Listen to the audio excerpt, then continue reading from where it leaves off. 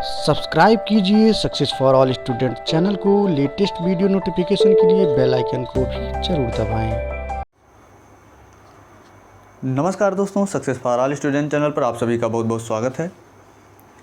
हमने पिछले वीडियो में भारत से संबंधित सामान्य जानकारी ली थी, जिसमें हमने भारत की लंबाई चौड़ाई के बारे में, उसके पड़ोसी देशों के बारे में, भारत की राजभाषा के बारे में, भारत के क्षेत्रफल के बारे में, भारत की भौगोलिक स्थिति क्या है, भारत के अंत्य बिंदु कौन कौन से, इसके बारे में हमने सामान्य जानकारी ली थी, जो हर आदमी को जानना बहुत ज़रूरी है, जो एक सामान्य विद्यार्थी के लिए बहुत ही ज़रूरी है। अगर आपने अभी तक इस टॉपिक को नहीं देखा है तो लिंक डिस्क्रिप्शन में दिया गया है पिछले वीडियो का, आप उसमें जाकर तुरंत देख लीजिए। अगर आप इस चैनल पर नए हैं तो चैनल को सब्सक्राइब कर लीजिए और ज़्यादा से ज़्यादा वीडियो को शेयर कर दीजिए, जिससे कि ज़्यादा से ज़्यादा लोगों तक ये जानकारी पहुँच सके। ठीक है, तो आज की इस वीडियो में हम जानेंगे भारत के राज्यों के बारे में, विस्तृत जानकारी लेंगे, केंद्र शासित प्रदेश और भारत के राज्यों के बारे में। तो चलिए हम शुरू करते हैं। चलिए भारत और उसके राज्यों के बारे में विस्तार से जानते हैं। भारत में कुल राज्यों की संख्या 28 है। कितनी है? 28 है। और भारत में कुल 9 केंद्र शासित प्रदेश हैं। कितने? भारत में कुल 9 केंद्र शासित प्रदेश हैं। क्षेत्रफल की दृष्टि में भारत का सबसे बड़ा राज्य, क्षेत्रफल की दृष्टि में सबसे बड़ा राज्य राजस्थान, और क्षेत्रफल की दृष्टि से सबसे छोटा राज्य गोवा है। कौन है? गोवा है। ठीक है।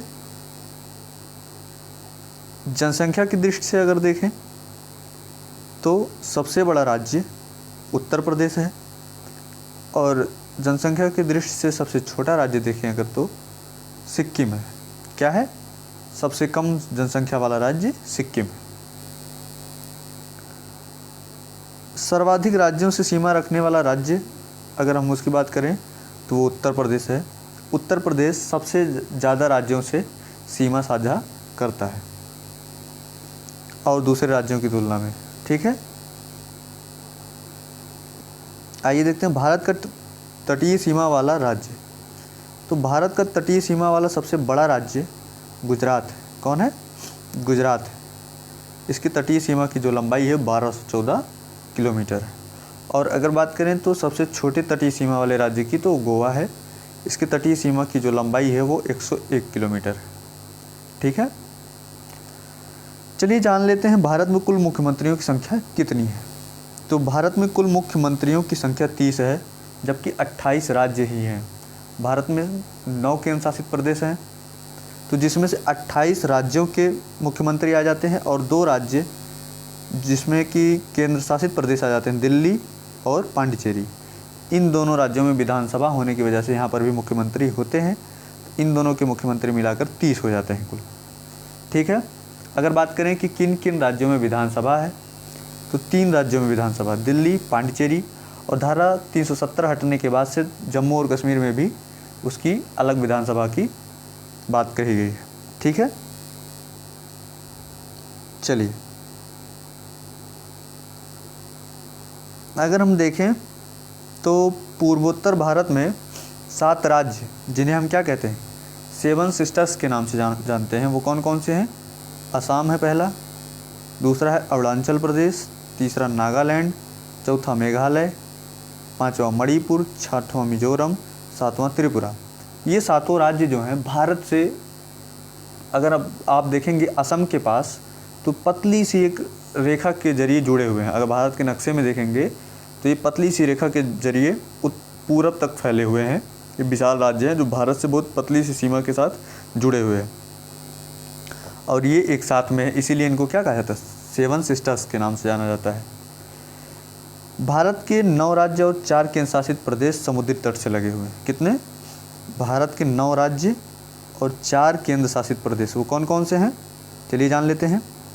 पहला है गुजरात, दूसरा महाराष्ट्र, गोवा, कर्नाटक, केरल, तमिलनाडु, आंध्र प्रदेश, उड़ीसा, पश्चिम बंगाल।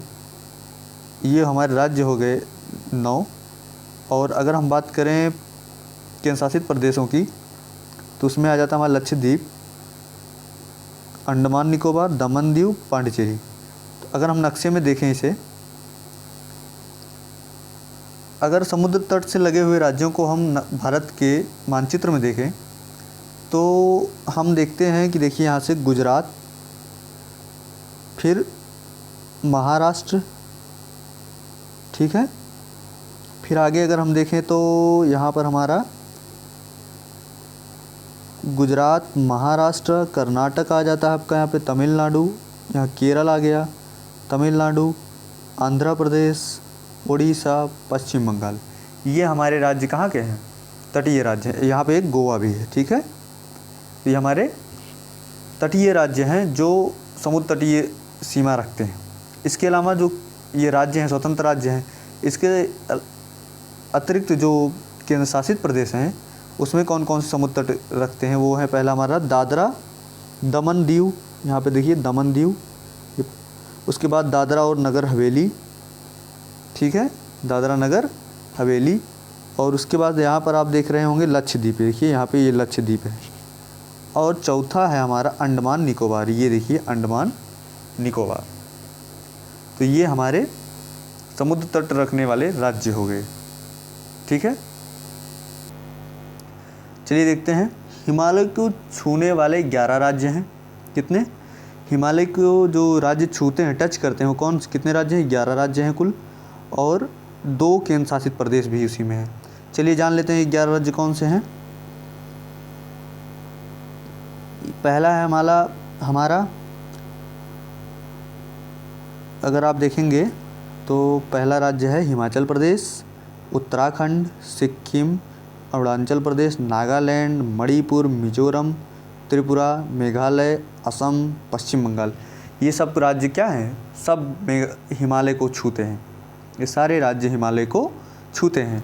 इसमें कुछ केंद्र शासित प्रदेश भी हैं, चलिए उनको भी देख लेते हैं कौन कौन से केंद्र शासित प्रदेश हैं। 2 ही केंद्र शासित प्रदेश हैं जो किसको छूते हैं? हिमालय को छूते हैं। पहला है हमारा जम्मू कश्मीर और दूसरा लेह लद्दाख, ठीक।